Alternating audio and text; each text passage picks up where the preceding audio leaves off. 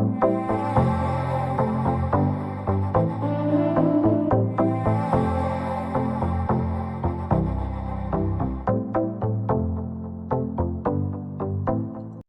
a todos e todas que nos acompanham no projeto Epistemologias do Sul e Cultura Jurídica pelo canal PPGD UNOESC.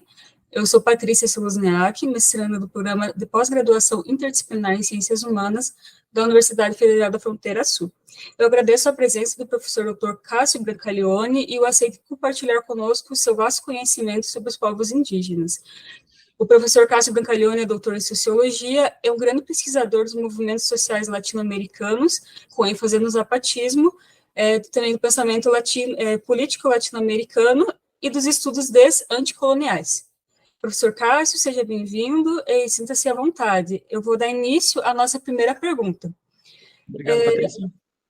Ao mesmo tempo em que o genocídio aniquilou muitos povos ameríndios no processo de ocupação e no decorrer da colonização, centenas de saberes tradicionais foram mutilados através do epistemicídio. Qual o papel da memória para os indígenas na resistência contra a violência epistêmica? Tá. Bom, primeiro, boa tarde, a Patrícia, as pessoas que estão envolvidas nesse projeto, em particular a professora Thais, né, que imagino que é a coordenadora do mesmo. Bom, vamos à pergunta, né? Eu estou muito lisonjeado pelo convite e espero poder contribuir da melhor forma possível aí nesse debate, nesse diálogo com vocês. Bom, em relação à tua primeira questão, acho que a gente tem que tentar situar, né, o que vem sendo denominado como epistemicídio nos últimos anos, a partir dos estudos decoloniais, pós-coloniais, anticoloniais, aí toda uma disputa pela terminologia que tem a ver com a fundamentação de uma certa escola de pensamento que nasceu aqui na América Latina, que depois a gente pode falar sobre ela, mas nós temos que situar essa dinâmica, né, dentro de uma compreensão sobre a constituição do mundo moderno. O que é o mundo moderno? Né? Acho que a primeira pergunta ela parte de uma caracterização, né, de uma configuração, de uma matriz, de um modelo civilizatório que, pela primeira vez na história disso, que nós chamamos genericamente de humanidade, conseguiu integrar territórios e populações a partir de uma mesma dinâmica de poder político, econômico, cultural, aquilo que o Immanuel Wallerstein vai chamar de sistema mundo. Ao longo da história da humanidade, é possível diagnosticar e entender, de acordo com a teoria do Wallerstein, vários sistemas mundo que ele denominava como sistemas mundo regionais. O Império Romano, o mundo chamado pré-hispânico, do Império Azteca, Inca, Maia. Todos eles operavam dentro de uma certa territorialidade, no marco de um conjunto de populações, entendendo-se como centro, né, de um certo sistema econômico, político, cultural, etc. Porém, as coisas mudam radicalmente, dramaticamente, a partir, né, de 1492, que é o ano da conquista da América. Ou seja, com o processo de expansão ultramarítima, com o desenvolvimento do capitalismo comercial, mercantilista, a Europa, ela é permitida, ela é facultada o processo de se autodefinir, de se auto-identificar como Europa, mediante o processo da conquista. E com isso, a América e posteriormente a África, a Ásia, o resto dos territórios do mundo e as populações que habitavam esses territórios passam a fazer parte de um sistema complexo que vai se organizar economicamente na forma de uma economia de mercado, politicamente a partir de um sistema interestatal, culturalmente a partir de formas de subjetivação que vai dar centralidade à ideia de indivíduo, de individualização, como elementos constitutivos do ente nacional, que é o conteúdo do Estado, por isso Estado-nação. E toda essa reconfiguração que permite a emergência da chamada modernidade, ela tem um contrapasso, um passo oculto, uma dimensão, na verdade, pouco explicitada, como constituinte da sua própria condição de emergência. Essa parte é a colonização, projeto colonial. Então, não há modernidade sem colonização. Porém, a colonização, ela não significa apenas a ocupação de territórios, o domínio de corpos, a exploração dos recursos naturais através da escravidão, através das formas de servidão, típicas desse capitalismo que está se gestando no século XVI, do contexto do sistema mundo moderno. A colonização, ela passa necessariamente, além do domínio do território e do corpo, ela passa também pelo domínio da mente, o domínio da subjetividade. Portanto, o domínio e o controle sobre as formas predominantes de produção do conhecimento. O dispositivo colonial, por condição, por natureza, ele não só mortifica as populações, não só extermina as populações, ele inviabiliza o modo como as populações dominadas podem ou poderiam ser capazes de pensar, julgar, estabelecer conexões de significado de si com seu próprio mundo e com o mundo que estava sendo, objeto do processo de dominação. Objeto não, é sujeito do processo de dominação. O mundo imperial, o mundo eurocêntrico. Então, o epistemicídio, nesse marco, ele pode ser entendido como uma forma de dominação cultural, ideológica, mas, sobretudo, como um dispositivo que visa impossibilitar que os povos dominados possam perceber, dar inteligibilidade ao mundo a partir das suas próprias condições de existência, a partir das suas próprias tradições de pensamento, a partir das suas próprias heranças culturais, sociais. Em última instância, é a adoção sistemática da perspectiva e do ponto de vista do dominador.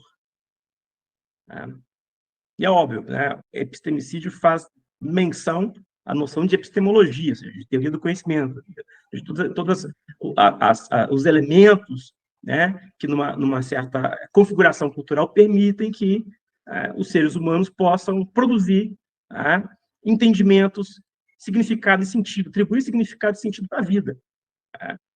E num contexto de epistemicídio, as populações dominadas se aferram e se agarram aos mecanismos dispositivos introjetados, impostos pelos povos dominadores.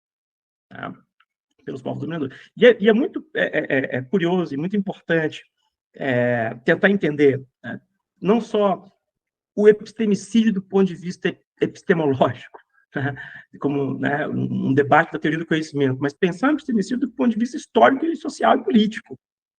A sua vinculação com as dinâmicas de colonização, que são inerentes, repito, que são inerentes à configuração das sociedades modernas.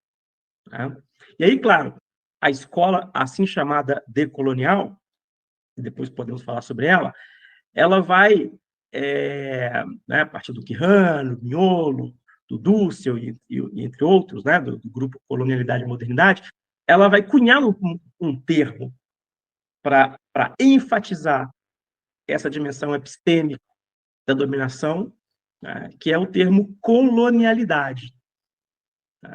Que é muito importante porque, mesmo inexistindo a colonização do ponto de vista material, ou seja, a colonização significa ocupação do território, a colonização significa controle direto, através de uma administração colonial, certo? Que vai conduzir o destino de um conjunto de populações.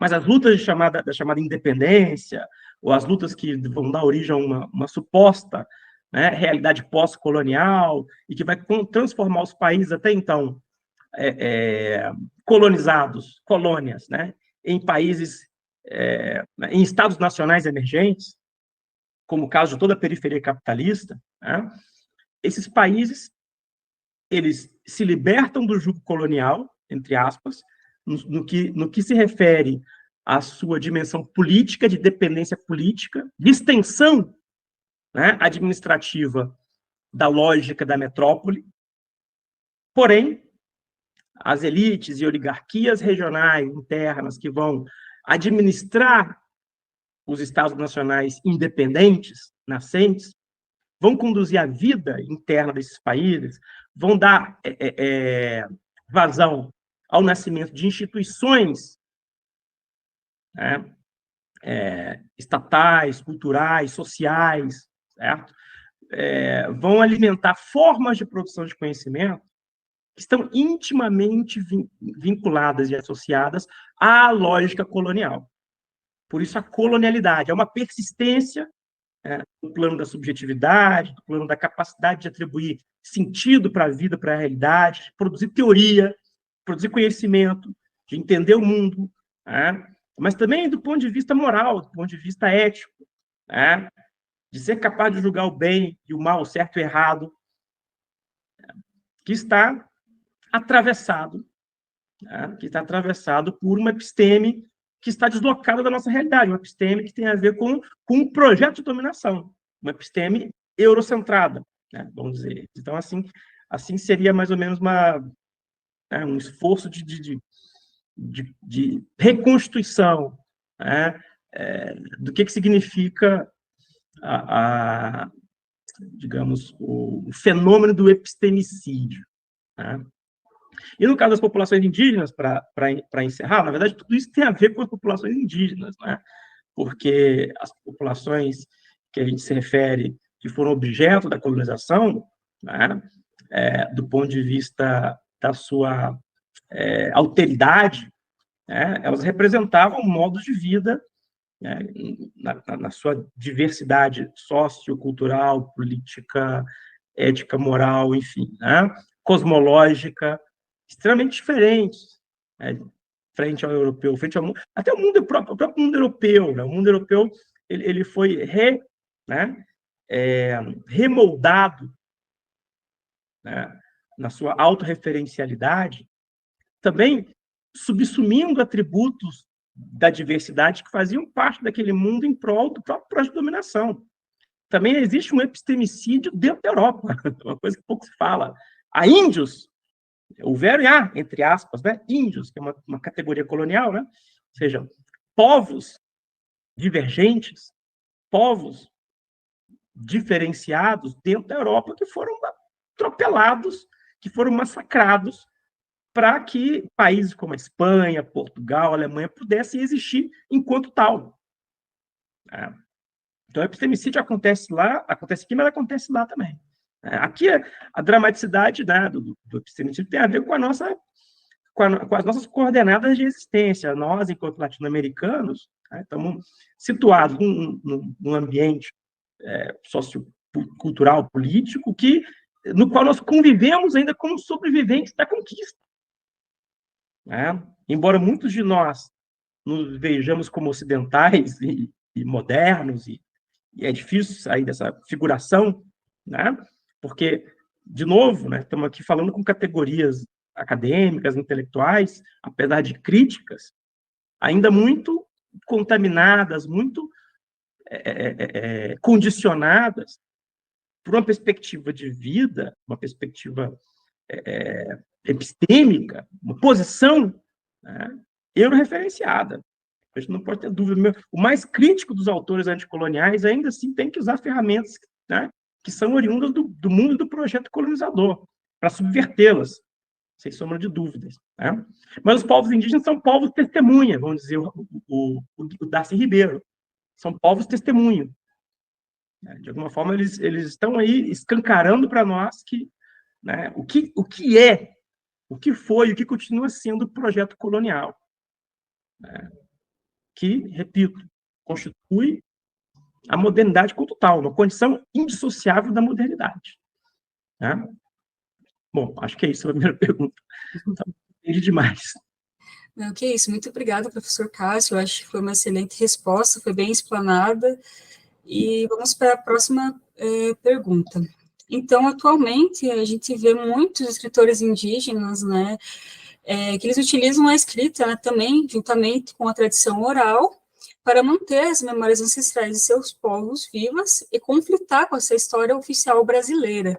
Então, nesse sentido, como que esse protagonismo pode auxiliar nós, não indígenas, no entendimento da história, dos saberes tradicionais indígenas?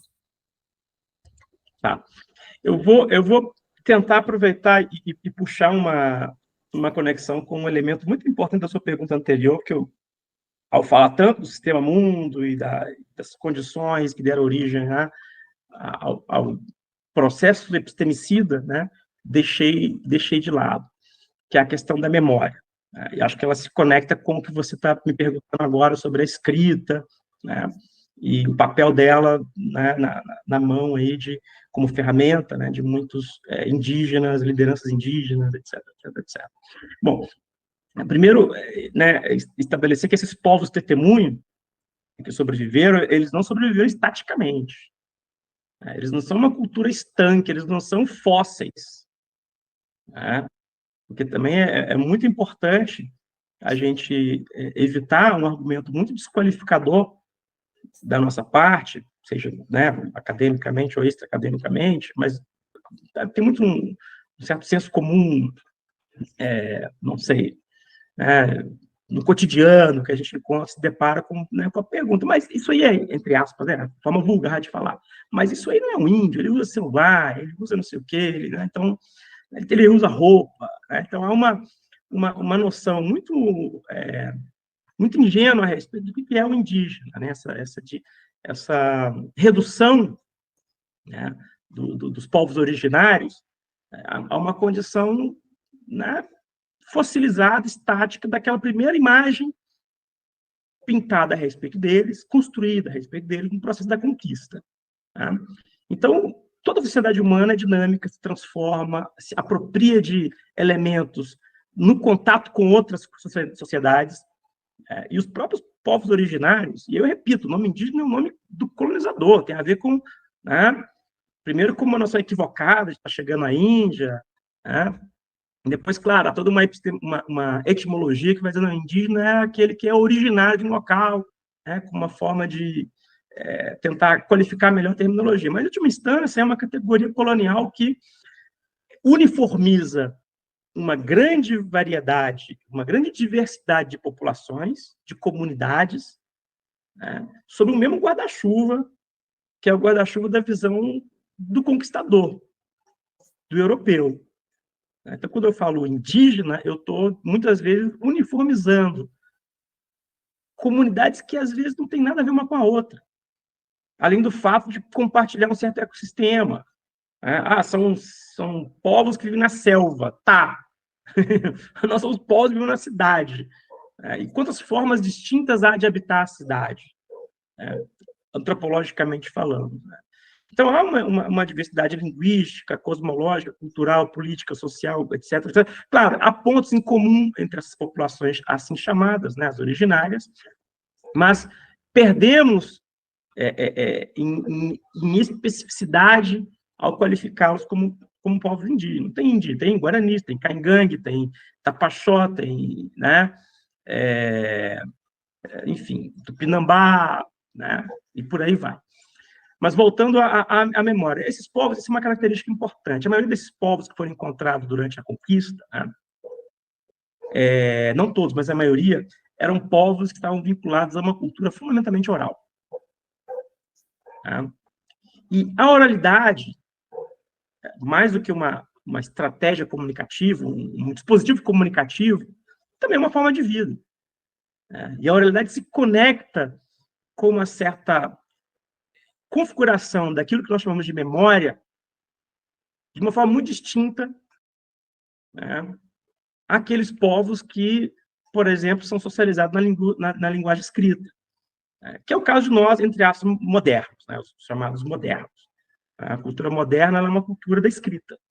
Né? A escrita tem uma importância fundamental nas dinâmicas de socialização, de produção intelectual, etc, etc, etc.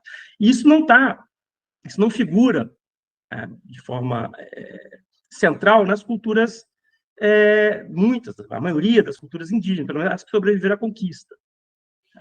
Como elas eram culturas ligadas à oralidade, a memória era um espaço de locus privilegiados para acessar os principais fundamentos da cultura, né, os principais elementos que vão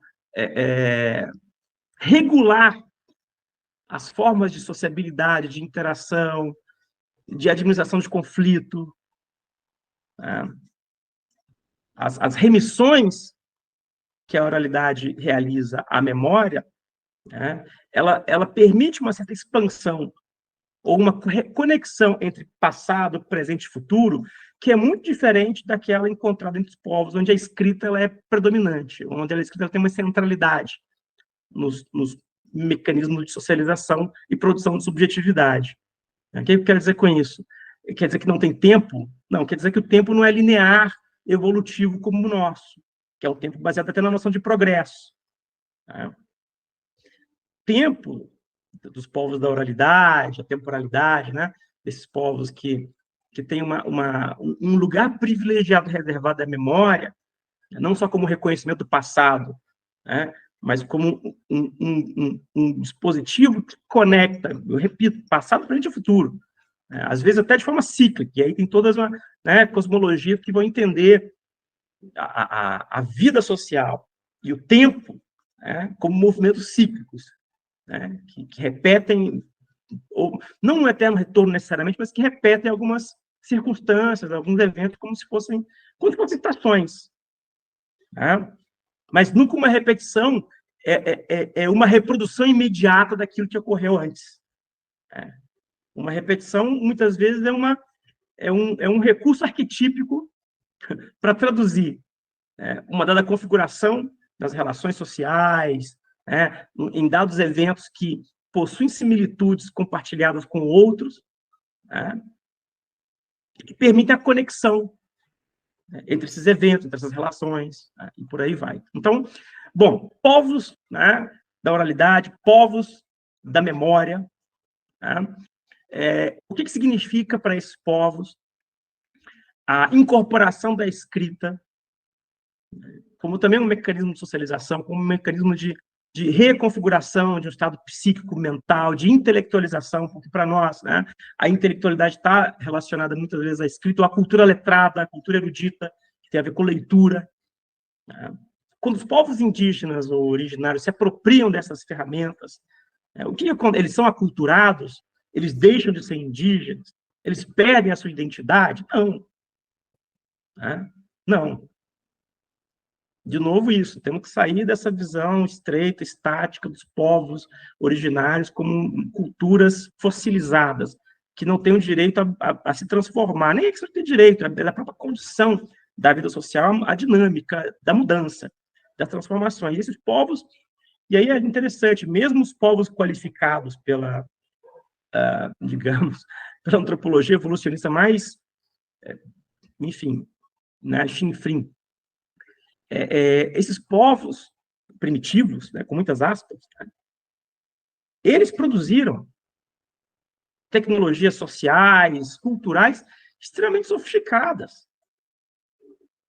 que se expressam, por exemplo, na capacidade de se relacionar com a natureza, de entender fluxos e movimentos da natureza que, para nós, são incompreensíveis. Né? São capazes de, através do que eles chamam de relações de parentesco, estabelecer regimes de justiça, de equidade, de redistribuição de bens, dos recursos que eles são capazes de utilizar através dessa relação com a natureza, que garantam a todos, né, um grau satisfatório de bem-estar. Então, há digamos, um conjunto de elementos que caracterizam esses povos, sem sombra de dúvidas, né, para além da sua diversidade, muitos deles, pelo menos, né, e que nessa condição de primitivo, né, com muitas aspas, né, olhando com uma outra perspectiva, a gente encara que, né, eles desenvolveram dimensões da existência humana, né, dimensões que nós não desenvolvemos, que nós, entre aspas, como civilização moderna, ocidental, urbana, etc., optamos não desenvolver. Vamos para um outro caminho. Né? Mas, bem, a escrita. O que significa a escrita? A escrita significa, para muitos povos indígenas, uma forma de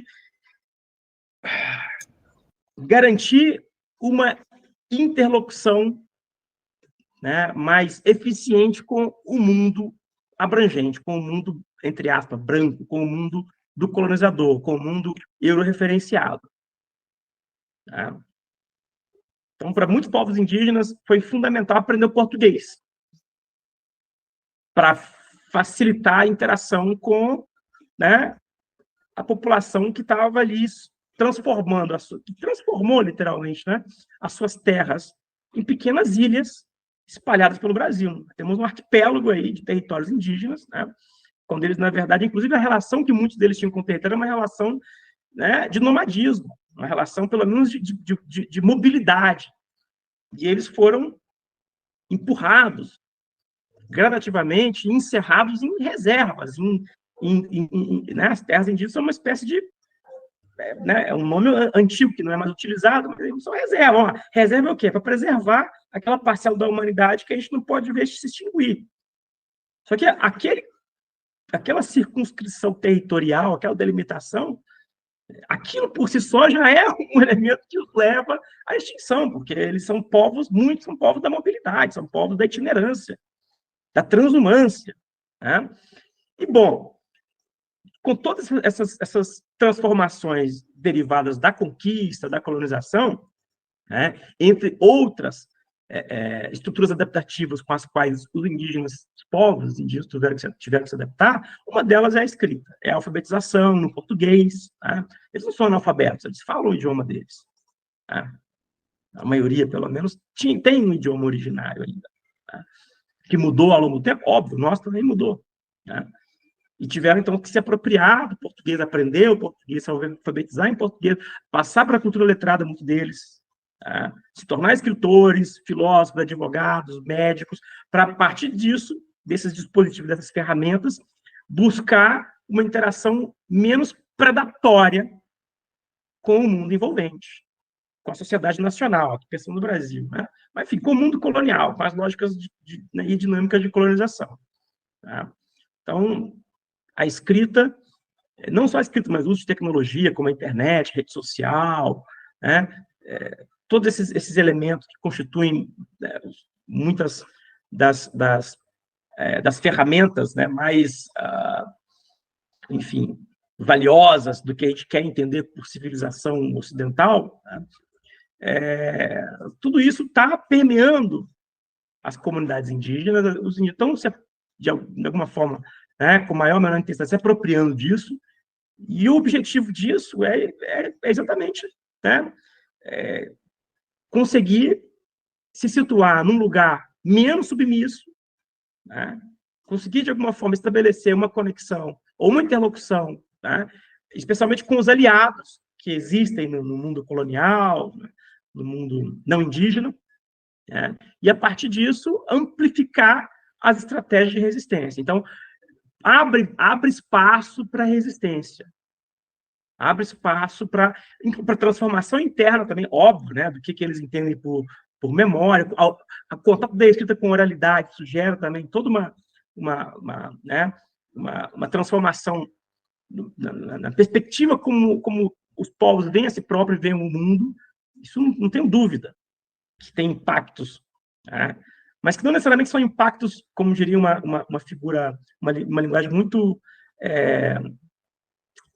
muito pessimista, né? Aculturadora, né?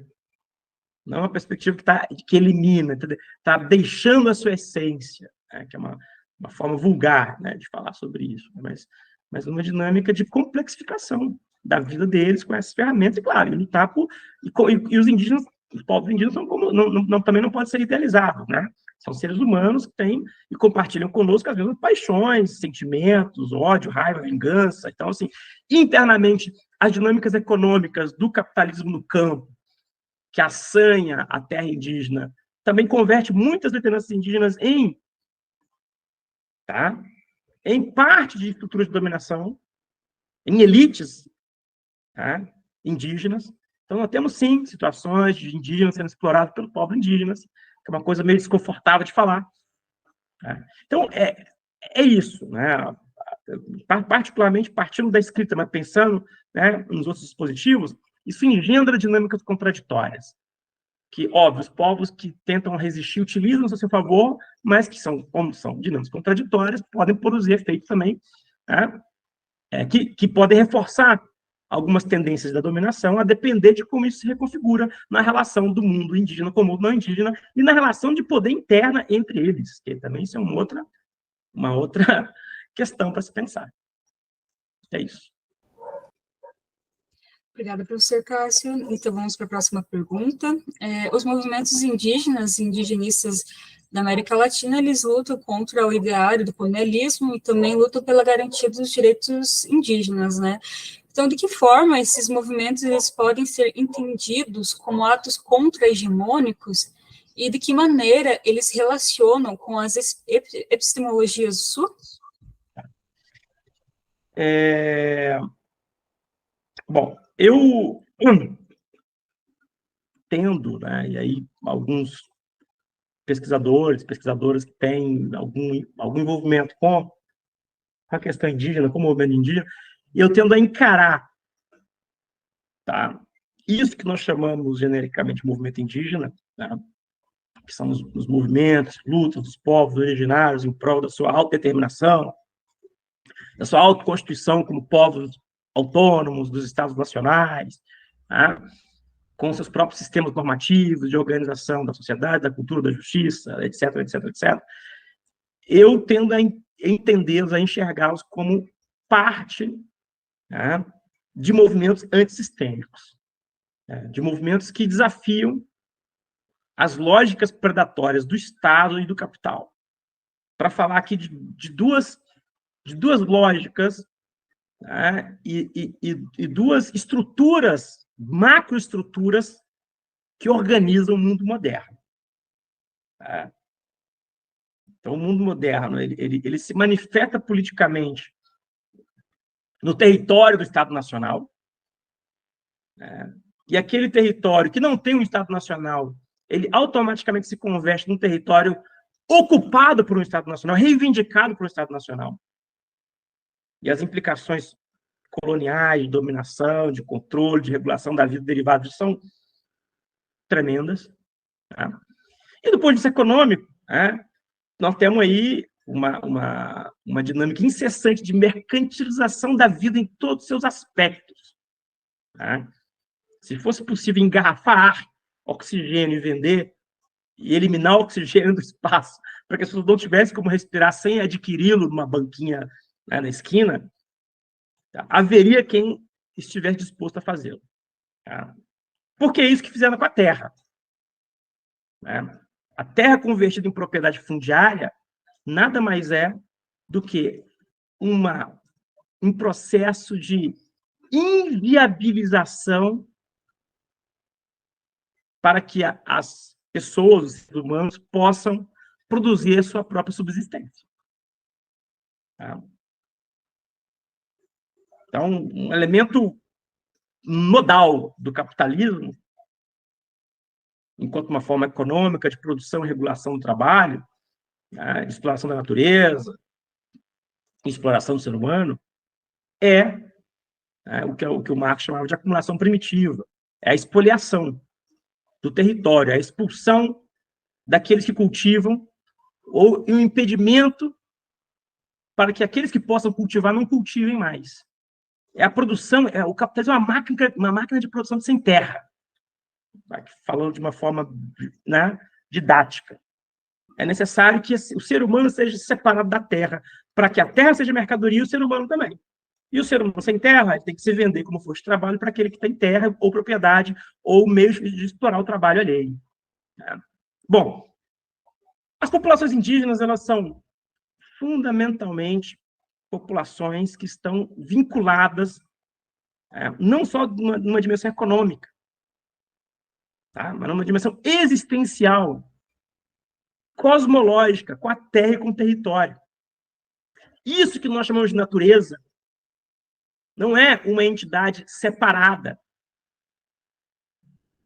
na subjetividade das populações, de muitas populações indígenas, pelo menos, no mundo chamado originário, né, dos povos originários.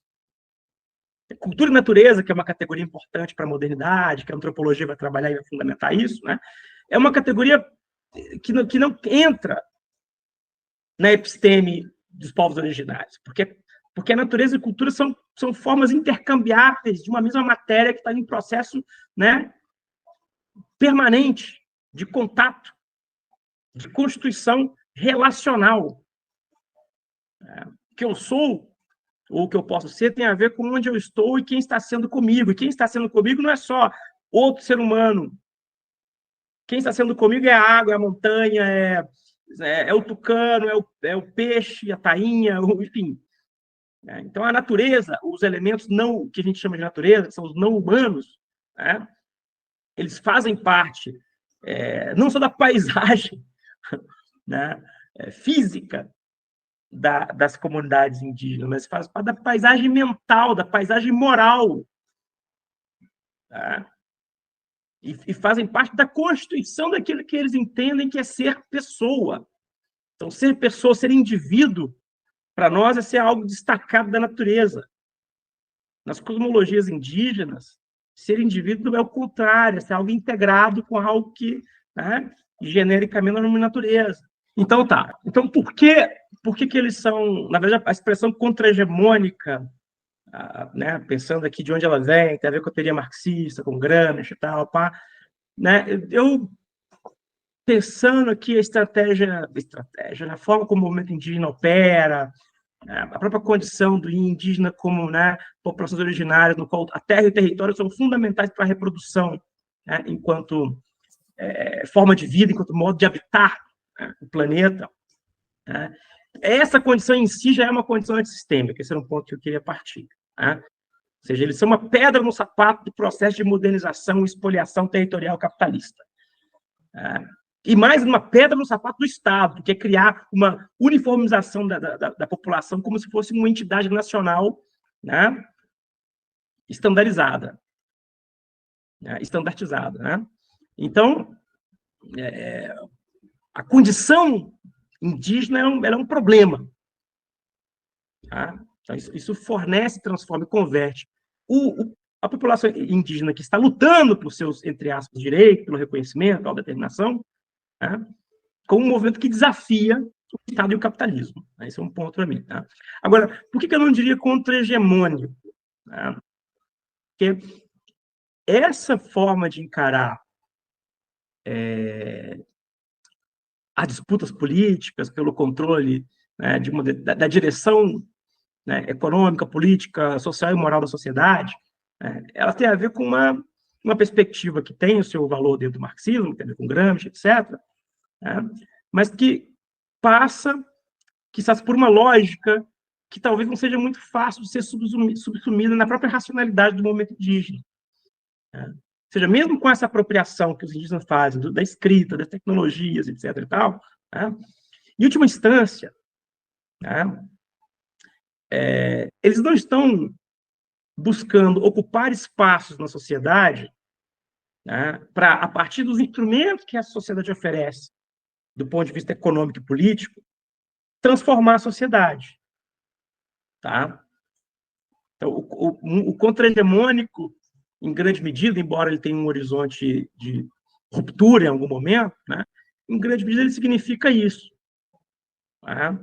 Uma penetração progressista dos movimentos de resistência, dos movimentos, no caso tem a ver com a luta operária, né, nas instituições econômicas e políticas, até o momento dado para virar o jogo e quer hegemonizar, controlar, né, a direção política e econômica da sociedade. Me parece que os povos indígenas, embora eles possam também, de alguma forma, compartilhar essa forma de entender a resistência, tá? Eles caminham numa outra direção, eles tendem, tá? Talvez até por uma condição ontológica, tá? Existencial, enfim, tendem a caminhar para uma outra lógica, e essa outra lógica, na minha, né, leitura, ela se situa, né, no que eu poderia chamar de prefiguração, na geração de prefiguração, ou seja, o que faz, né, quando uma população indígena que tem um dado território afirma e reafirma, pelos seus próprios meios, com o seu reconhecimento do Estado, da legislação vigente, contra os interesses econômicos das populações que vivem no entorno. Quando ela afirma esse território, esse espaço é um espaço autônomo. Né? E aqui nós estamos, né, reconstituindo instituições que permitam que possamos nos autogovernar. Né? Quando os indígenas, os povos indígenas fazem isso, eles estão dando vazão, dando movimento para uma forma de refundar a vida social, obviamente que tem continuidade com o seu próprio modo de vida, que aquilo em si já é a transformação da sociedade, já é um passo, um germe de transformação antissistêmica da sociedade capitalista estatal. Tá? Então, não tem a ver com, na minha leitura, com contra-hegemonia. Tá? Embora possa passar por aí, é possível ler por aí, mas com prefiguração. Então, você tem experiências de autonomia indígena espalhadas pelos 4 cantos do planeta, porque pensando em indígena como povo originário, que é oprimido por uma população nacional, estatal, colonizadora, etc., tem no mundo todo. Até na Europa tem indígena, nesse sentido. Tá? E daí, essas resistências, esses processos de reconfiguração de adaptativa, uma condição de dominação que impõe, a partir de certas caracterizações étnicas, o controle, né, sobre um determinado território e a possibilidade de autogovernar aquele território, como uma certa continuidade transformada, ressignificada de um modo de vida, né, que era baseada em uma outra estrutura de formação de relações de poder, de regras de reciprocidade, de economia, de trabalho, de relação com a natureza. Isso é a criação do outro mundo aqui e agora. Isso é transformação, sério. Faz parte, isso é um germe de transformação. E isso é o que inspira, por exemplo, muitos movimentos sociais que não são vinculados com a luta territorial, que não são movimentos indígenas. Porque a possibilidade de estabelecer laços com esses movimentos é o que permite enfrentar ou fazer avançar a luta antissistêmica, anticapitalista, né? Antidominação patriarcal, antiestatal, etc., etc., etc., que é a paisagem que nós temos dos movimentos sociais na América Latina hoje, de alguma forma. Né? Ou seja, temos, de um lado, o movimento zapatista, que é muito emblemático pelo modelo de autonomia que está exercendo no México, com todas as dificuldades e contradições, sem sombra de dúvidas, né? E você vê, pô, o movimento zapatista, o movimento territorial, indígena, meio camponês, etc., tal, lá, no lugar mais pobre do México, foi, de alguma forma, o estopim do que aconteceu pós-final dos anos 90. A chamada onda antiglobalização, o altermundialista. Né? Boa parte das tentativas dos ativistas do mundo inteiro, principalmente do mundo do norte global, né? Europa e Estados Unidos, de enfrentar as grandes instituições financeiras como o FMI, né? O G8, o G20, enfim, né? O Fórum Econômico Mundial, foram inspiradas nas lutas dos povos indígenas do México. Então, tem um fundo de conexão entre essas formas de resistência antissistêmica, que são prefigurativas, né, com outros movimentos sociais que se inspiram na luta anticapitalista, antissistêmica, etc., etc., etc. Bom, acho que é isso. Muito obrigada, Cássio. Então, vamos para a próxima pergunta. A partir de 1980, houve maior mobilização de lideranças indígenas no Brasil, e isso fez com que muitas lutas desses povos tivessem maior visibilidade em âmbito nacional e também internacional. Qual a importância das lideranças indígenas nessa denúncia dos descasos e ataques aos seus direitos e autonomias? Tá. Bom, acho que nós, sem sombra de dúvidas, né, devemos ao movimento indígena dos anos 70, 80, né, a capacidade que o movimento teve de criar organizações que pudessem conectar diversos povos, estabelecer alianças. Né? Acho que uma das alianças mais importantes foi a aliança entre os povos da floresta, né? Com os seringueiros, né? No contexto de ocupação da floresta amazônica. Né? E aí o governo militar, de alguma forma, né, intuía, ou se não intencionalizava, né, que a penetração dos seringais pudesse ser uma forma de modernizar e ao modernizar a região, obviamente, exterminar ou incorporar os indígenas como parte da nação, convertê-los em brasileiros, né? Em alguns pontos da floresta aconteceu o inverso. Tá?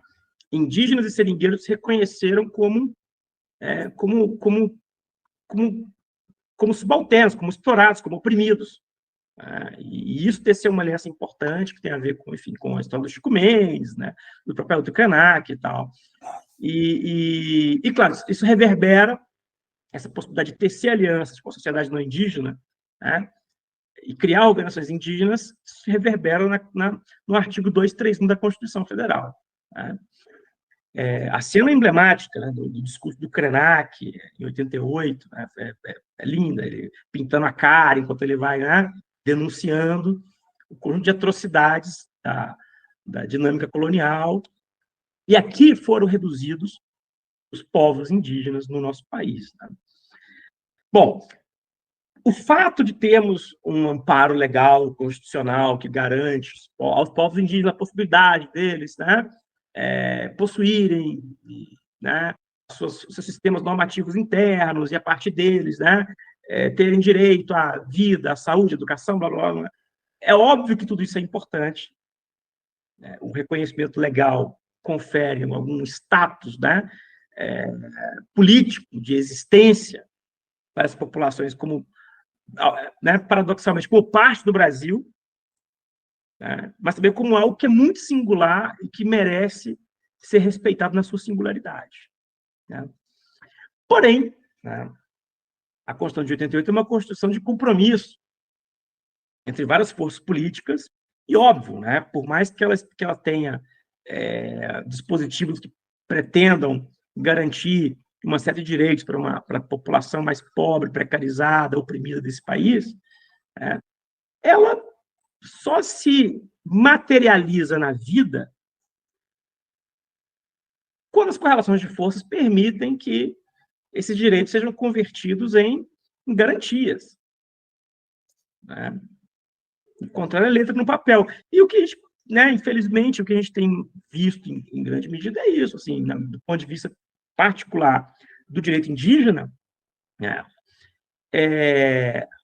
o artigo, as leis complementares, o Estatuto do Índio, nada disso, a criação da FUNAI, nada disso garantiu a preservação dos direitos, da integridade, da dignidade, pelo contrário.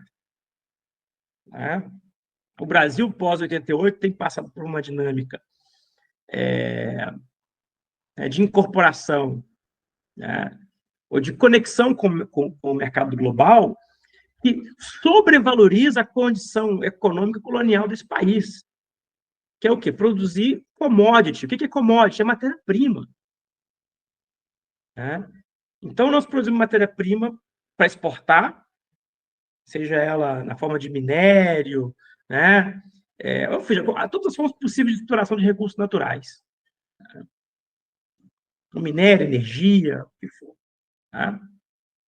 A soja, o gado, né? Pensando no agronegócio. Né?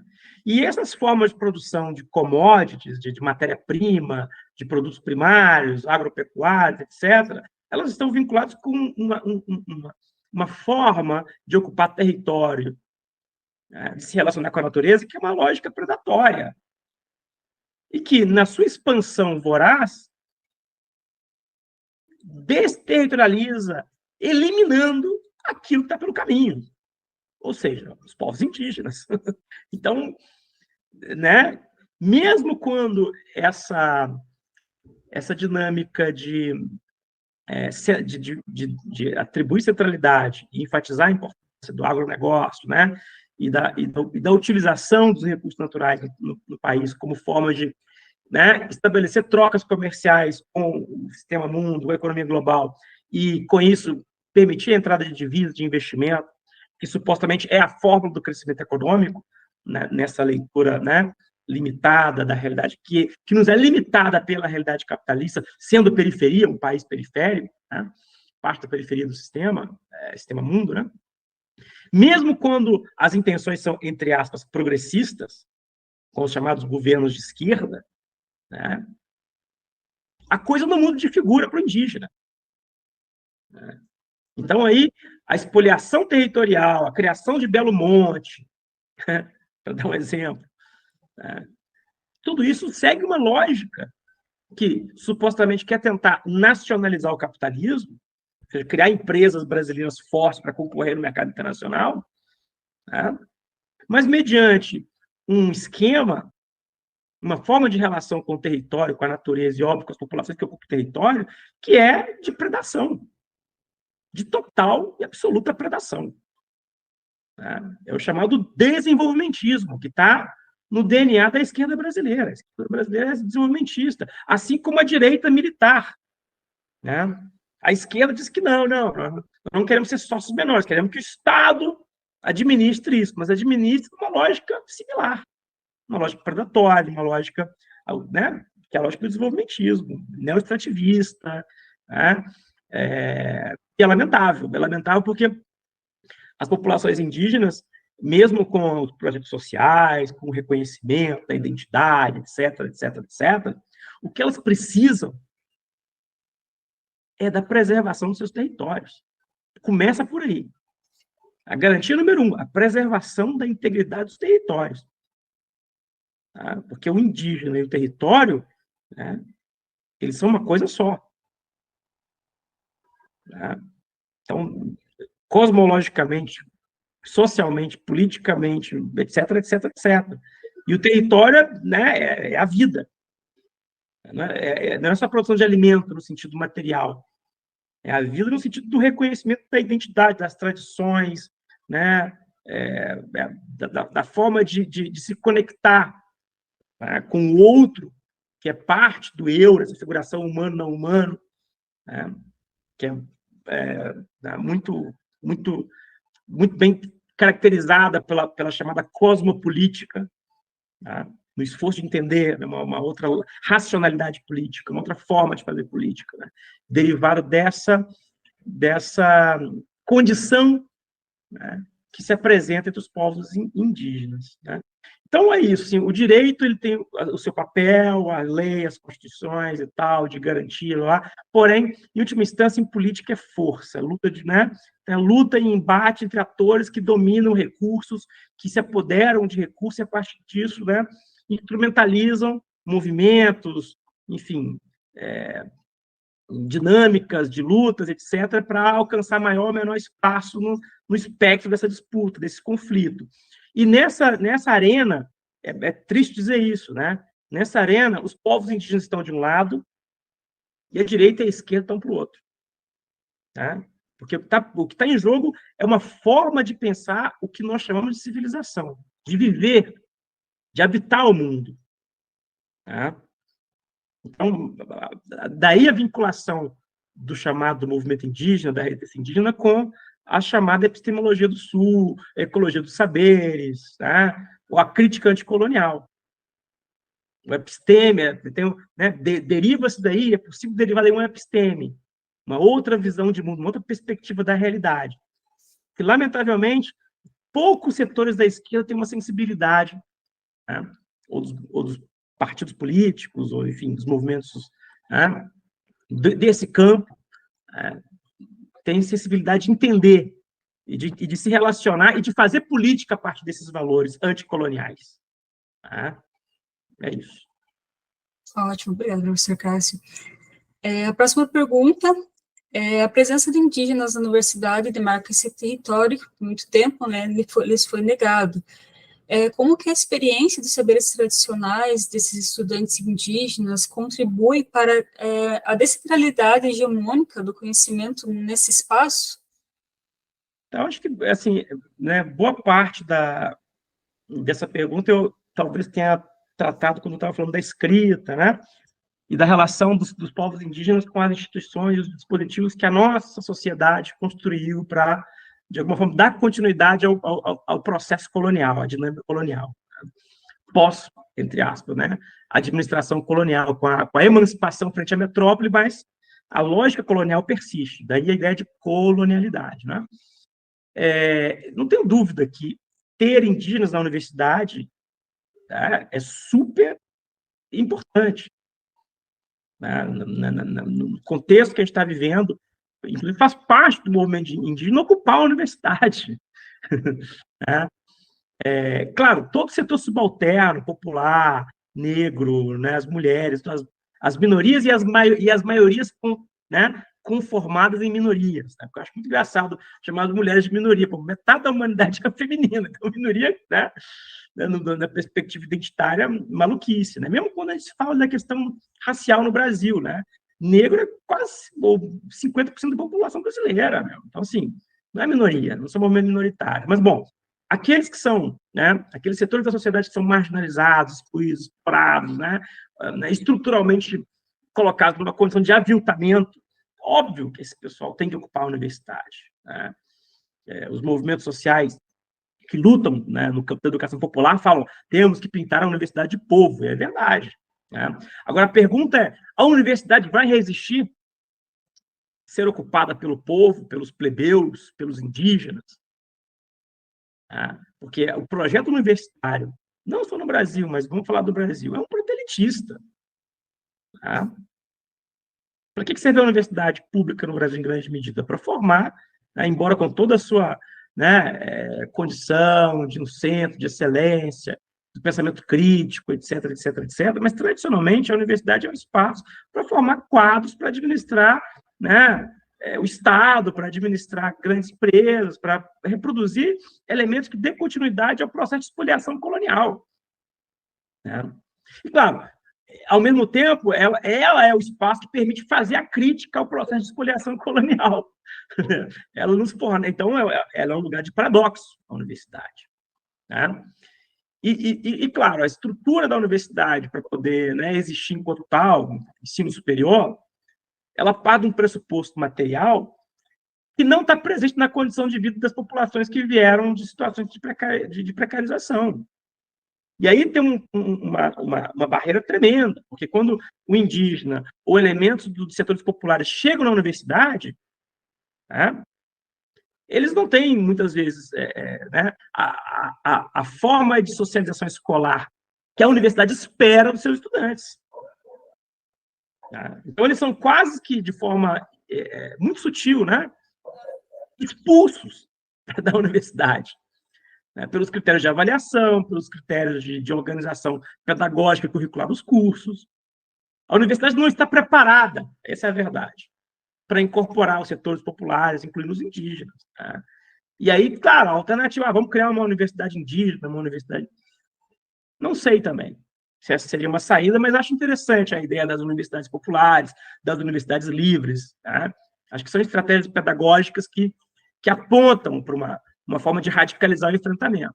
De todo modo, é interessante que a gente que está na universidade, nós somos estudantes, professores, que a gente enfrente a questão com os indígenas e os setores populares dentro da universidade. Né? Que essa contradição seja sentida na nossa pele, que a gente chegue, né, na sala de aula e fale, gente, a universidade não está preparada para isso. Né? E busquemos soluções. Né? Talvez uma solução seja transformar radicalmente a universidade em uma coisa completamente distinta do que ela é hoje. Né? O que vai ser um grande problema, porque parte do professorado, ou do pessoal que está na universidade, né, também tem uma identidade corporativa com esse espaço que é impermeável à mudança. Né? Então, há uma aristocracia intelectual que vive, né, do trabalho acadêmico, das pompas, da hierarquia, etc., que não está interessada na possibilidade de transformar a universidade, ou até mesmo, né, não vou dizer o que até mesmo, mas assim, de transformar a universidade. Eu vou parar por aqui. Muito obrigada, professor Cássio. Por último, qual a importância de estudar e ensinar questões relacionadas à América Latina? Pois é, o Brasil, né, isso é uma questão muito delicada para nós. Né? O Brasil, historicamente, a intelectualidade brasileira, em particular, mas o Brasil, historicamente, ele sempre se colocou como um ser estranho, um ente estranho no seio da comunidade latino-americana. Tá? Ou seja, os nossos intelectuais, a maior parte deles, estavam olhando ali para o Atlântico Norte, né? E as nossas costas aí, uma multiplicidade de países, de sociedades, de fenômenos sociais em curso que tinha muita conexão com o que a gente viveu a partir do que foi a experiência colonial. Tá? Então, assim, a experiência colonial nos hermana, né, nos conecta.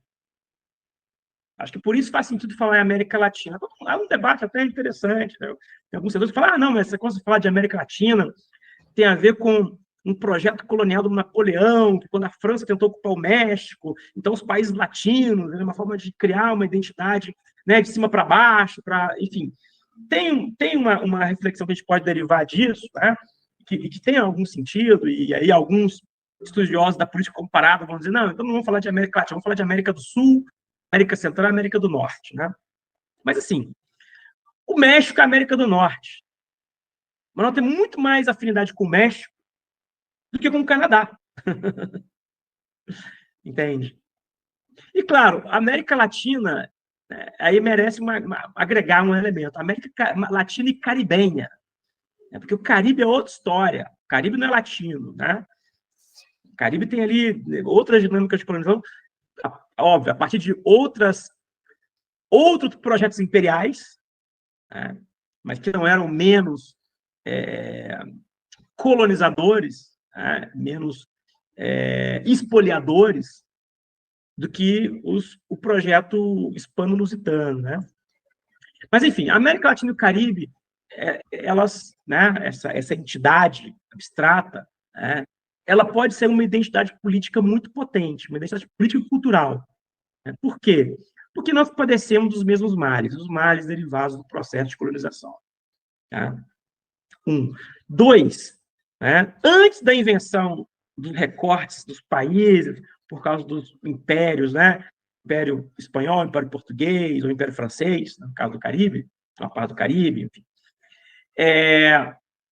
Antes disso, e o que nós chamamos de população originária, né, não estava circunscrito aos territórios que foram inventados pelos Estados nacionais que nasceram da luta de independência, das lutas de independência. Né? Então, assim, por exemplo, os Guarani. Os Guarani não são brasileiros, não são paraguaios, não são bolivianos e não são argentinos. Eles estão presentes nos 4 estados nacionais. Né? Então, assim, a geografia dos povos não é a geografia dos estados nacionais. Né?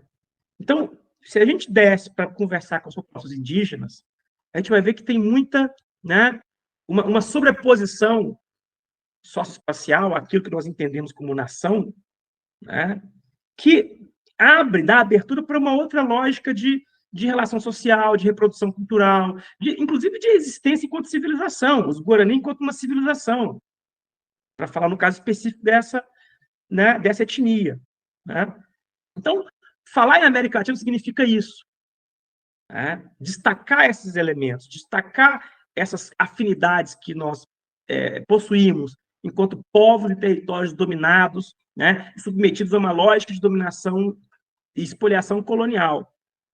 E o resultado dessa dinâmica de colonização, né, produziu, ao longo dos últimos 500 anos, lutas, formas de resistência, formas de insurgência, que também possuem afinidades, que também dialogam entre si. Né? O Simão Bolívar, quando ele estava ferrado, né, na sua luta com as oligarquias internas em relação da criação da grande, enfim, do projeto dele, de político, etc. Ele foi se refugiar no Haiti. O Haiti, que tinha passado para a única revolução negra, né, da história da América. Aliás, uma revolução que aconteceu simultaneamente à Revolução Francesa, 2 anos depois, em 1791. E que tinham conteúdos tão mais... Não, conteúdos mais radicais que a própria Revolução Francesa. Então, temos aqui, né, no que nós chamamos de América Latina e Caribe, nós temos um conjunto de questões políticas, econômicas e culturais que são convergentes, né? Isso nos fortalece, né? Tanto no plano da luta de resistência, na luta pela emancipação das estruturas de dominação ligadas à lógica colonial, né? Quanto na produção, ou no resgate, na reinvenção, enfim, de uma outra lógica, de uma outra episteme, que atravessa essas lutas, que atravessa essas resistências, né? Então, falar em América Latina é muito importante para nós. Eu acho que estabelecer contatos, né, com intelectuais, com ativistas, com pessoas de outras regiões da América Latina, entender que o Brasil é a América Latina também, é parte fundamental né, desse exercício, né, de nos entender na nossa singularidade, obviamente, como brasileiros, né, entre aspas, brasileiros, que é um negócio também abstrato, mas enfim, nos reconhecendo nessa singularidade, mas uma singularidade que uma dimensão universal. Vocês somos produtos de uma dinâmica de dominação colonial, capitalista, estatal, né? E isso nos fortalece, isso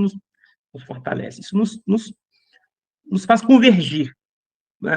O Nego Bispo, porque é uma liderança quilombola muito interessante e muito atrevida na forma de falar, ele diz, não, essa coisa da confluência, que nem rio, os rios confluem, né? Então, existe uma confluência, né? E essa confluência, ela aponta, né? Ela pode apontar para, né, formas de produção de modos de vida contra-coloniais. Aí é outra expressão do Nego Bispo, né, para sair do decolonial, né, contra-colonial, que é a forma como ele prefere nomear, né, essas resistências que são simultaneamente política, cultural, econômica e epistêmica. É isso. Muito obrigada, professor Cássio. Foi uma honra tê-lo aqui conosco, foi uma honra tê-lo aqui conversando com a gente, dando um pouquinho do seu tempo, do seu conhecimento. Nos despedimos por aqui e um grande abraço para você. Obrigado, eu que agradeço aí. Até a próxima. Até.